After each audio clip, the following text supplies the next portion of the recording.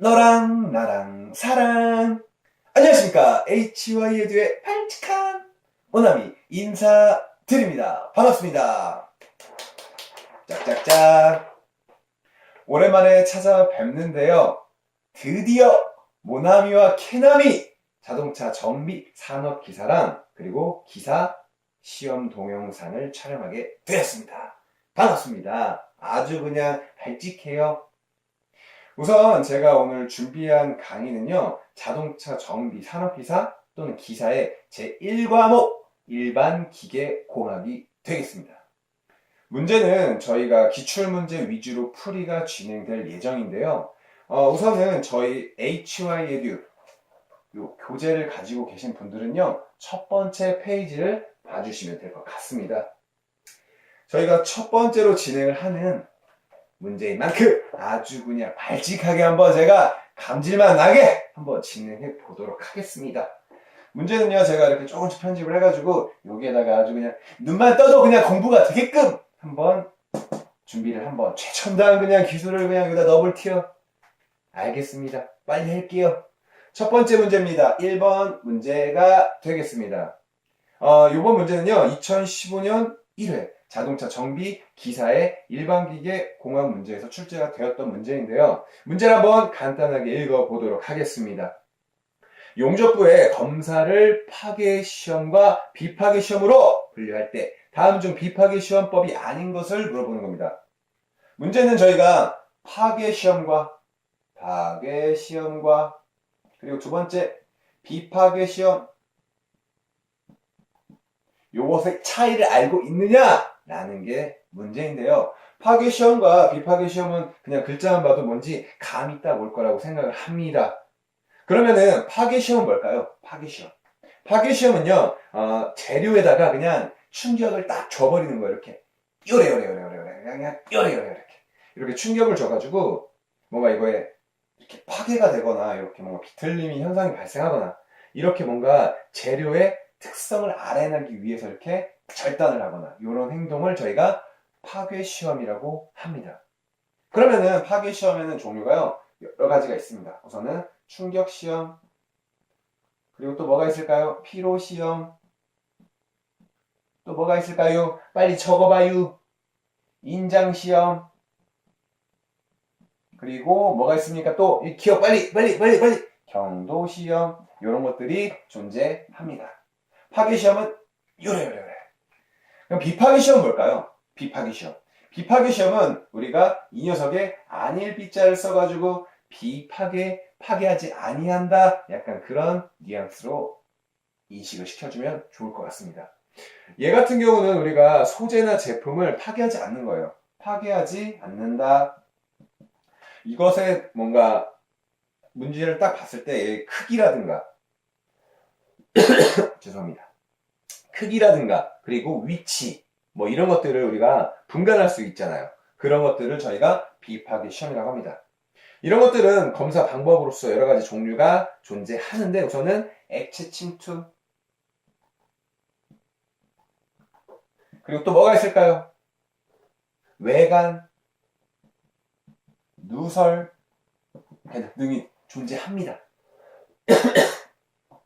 이런 것들을 저희가 우선 글자로 봤을 때도 이렇게 충격이나 피로, 인장 이런 것들 뭔가 물체에 영향을 주는 녀석들을 저희가 파괴 시험이라고 하는 겁니다. 두 번째, 파괴하지 않고 뭔가 저희가 육안으로 확인을 할 수 있는 것들, 그런 것들을 저희가 액체 침투, 외관, 누설 시험 등으로 구분이 되어 있는데 얘네들에 대한 분간을 할 줄 알아야 됩니다. 문제에서 한번 볼게요.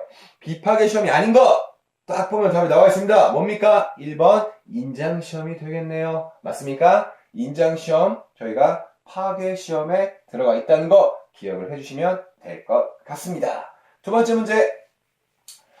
문제는요, 저희가 총 4문제를 풀어드린다고 했잖아요. 그래서 시험에 출제가 많이 되는 것들, 그런 것들을 저희가 선별해가지고 문제를 풀게 됩니다. 다음 문제는요, 4번입니다. 4번 문제 한번 읽어볼게요. 두께가 몇이랍니까? 두께는 우리가 일반적으로 T라고 씁니다. 두께는 몇이라고 되어 있어요? 1.5 mm라고 써있네요. 그리고 판이 무슨 재료예요? 연강판이랍니다. 연강판. 지름이 25, 지름, 저희는 D라고 표현을 합니다. 지름이 몇이래요? 25mm. 이 녀석의 구멍을 펀치가 아주 그냥 뚫어버린대, 그냥. 요러한 판이 있을 겁니다. 요러한 판. 요러한 판이 있고요. 아주 잘 그렸다. 어우, 이화배. 잘했어. 그럼 이 녀석 지금 T가 얼마래요? T가 1.5mm랍니다. 그리고 요게 뭘 뚫은대요? 이렇게. 요러한 D에 25mm인 원에 지름으로 그냥 반증을 해버린답니다. 반증을 한대요. 근데 요 녀석, 이 재료가 자체적으로 갖고 있는 저항이 있겠죠. 재료 저항이 얼마랍니까? 재료 저항이 얼마래요? 20kg 중 per 밀리미터 제곱. 단위가 똑같네요. 다행히. 단위가 똑같네요. 우선 우리 단위에 신경을 써야 됩니다. 그럼 봅시다. 이 재료가 반증을 할 때, 보세요. 얘를 반증을 할 때, 이런 스펀지나 이런 철 같은 거나 반증을 할 때 들어가는 힘이 다르잖아요. 그쵸? 그러면 우리가 여기에 들어가는 거, 두께에 따라서도 그 들어가는 힘이 다를 거고, 지름이 얼마나 두껍냐, 지름이 크냐, 그거에 따라서도 힘이 다를 거랍니다. 힘이 다를 거란 말이에요. 그때 우리가 이 녀석을 뚫기 위한 힘 몇 킬로그램 중이냐, 이게 이 문제의 핵심이 되는 겁니다. 우리 이 문제 풀 때 그냥 단순하게 공식을 외워도 되는데요. 이 녀석을 뚫기 위해서 우리가 어떤 것들을 고려해야 된다, 이런 것들만 기억을 해주면 됩니다. 문제는요, P로서 우리가 기호를 나타낼게요. 들어가는 거 뭐예요? T 들어갈 거고, 지름 들어갈 거고, 또 뭐 들어가요? 저항 들어갈 건데, 우리 저항은 뭘로 써요? 저항은 우리가 R로 쓸게요. 저항은 이렇게 쓸게요. 그리고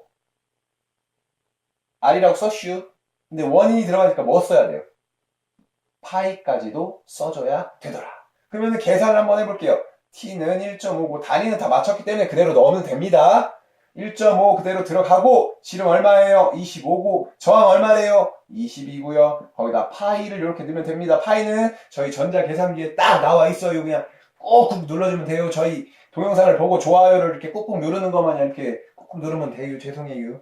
봅시다. 그럼 1.5랑 25, 20 곱하기 파이를 하게 되면 얼른 계산해봐요. 뭐 나와요? 답이 뭐여요? 2355kg 중이 되겠네요. 그래서 답은 얼마예요? 비슷하게 이렇게 딱 나올 때도 있고 자세하게 이렇게 비슷하게 나올 때도 있고 답이 딱 나올 때도 있어요. 근데 비슷한 답을 찾으면 돼요. 답은 3번이 되겠네요. 맞죠? 이렇게 풀면 됩니다. 네, 다음 문제는요. 5번 문제 한번 읽어볼게요. 그림과 같이 타원 단면을 갖는 봉이 하중 200N의 인장하중을 받고 있답니다. 이 봉에 작용하는 인장력은 이거 발음 이상해요. 몇 뉴턴 퍼 센티미터 제곱. 가장 이런 문제 할 때, 이런 문제를 풀어볼 때요, 주의를 해야 되는 게 있어요. 주의를 해야 되는 게 뭐냐면, 이 단위가 어떻게 되냐에 따라서 계산하는 그 아래 수치들이 조금씩 달라집니다. 우선 제가 한번 그림을 한번 그려볼게요. 그림 어떻게 돼요? 이런 타원 이슈. 아주 그냥 그림이 발찌가게 잘 그려지네. 이렇게 그림이 있습니다. 이 길이가 얼마래요? 20cm랍니다. 20cm. 맞나요? 그리고 여기부터 여기까지 길이가 얼마랍니까? 여기부터 여기까지 길이가 10cm래요. 이런 10cm. 우리 캐나무 10cm. 근데 봅시다. 우리가 지금 이 인자능력, 요거를 풀어볼 때 우리가 외웠던 단위 혹시 기억나시는 거 있습니까? 단위, 인자능력의 단위는 이렇게 됩니다. 무조건 우리가 요런 것들을 기억을 해줘야 돼요. 그래야 풀려요. 요런 단면에 들어가는 인자능력 어떻게 합니까? 기본적으로 외우는 식이 하중을 면적으로 나누는 그런 계산 방법을 우리가 공부했을 겁니다. 보면은 지금 하중이 얼마예요? 200N이 들어갔대죠. 그러면 여기 200N이 들어가고요. 우리 이 원의 면적 어떻게 구합니까? 어떻게 구해요? 4분의 파이 D 제곱인 거 맞아요? 그렇죠. 여기에 이게 4분의 파이 d 제곱이 들어가야 됩니다. 요 녀석을 우리가 계산기로 두드려 보면 어떻게 됩니까? 계산기로 두드려 보면은 0.785.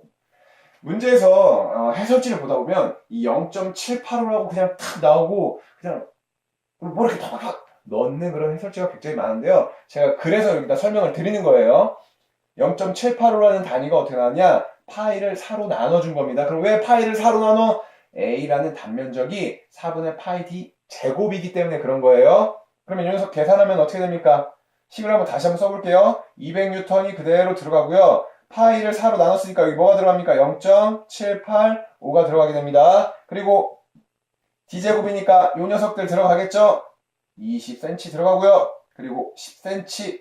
이 녀석을 그대로 넣을 때가 있고 변환할 때가 있어요. 단위를 한번 정확하게 우리가 짚고 넘어가야 됩니다. 이 녀석 한번 빨리 계산기로 두드려 보세요.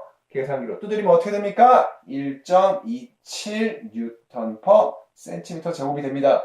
여기에 센티미터가 여기 들어갔기 때문에 여기 제곱이 된 거예요. 그렇기 때문에 답은 몇 번입니까? 1번이 답이네요. 간단하죠? 문제 너무 쉽죠? 다음 문제로 넘어가도록 하겠습니다. 다음 문제는요, 10번입니다. 10번. 10번. 계속, 오늘은요, 문제, 이렇게 뭐 설명하는 문제, 이런 거 한 문제 풀어보고, 한 세 문제를 이렇게 계산하는 문제로 준비를 했습니다. 마지막 문제예요. 오늘 동영상의 마지막 문제입니다. 10번. 유량이 0.5, 뭐라고 써있어요? 미터 세제곱 퍼 세크. 유량이 얼마입니까? 유량이, 우리 유량은 Q로서 표시를 합니다. 0.5 미터 세제곱 퍼 세크래유. 그 다음에 유속이 얼마래요? 유속이 2 미터 퍼 세크. 맞나요? 2 미터 퍼 세크로 흐르도록 하려면은 원형관, 이 원형관을 설계하기 위해서 그런 거예요. 이렇게 원형관. 그거 알아요?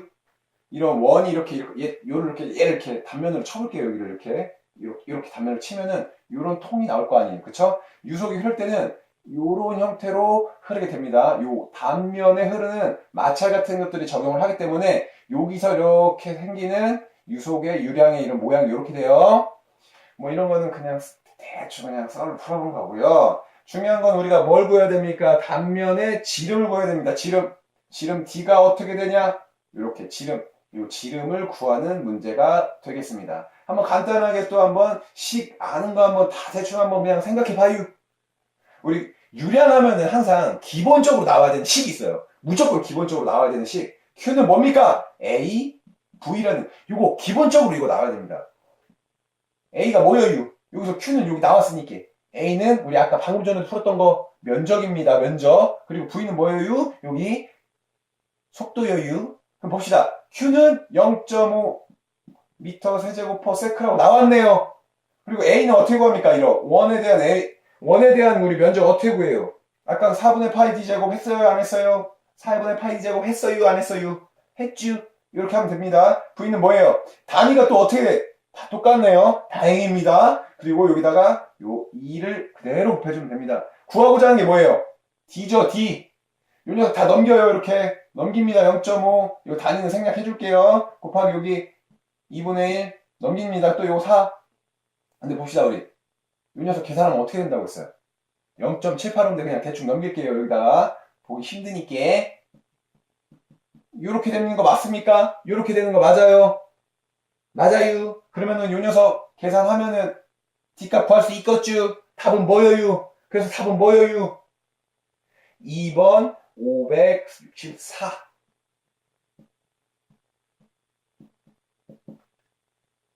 요렇게 되겠네요. 맞습니까?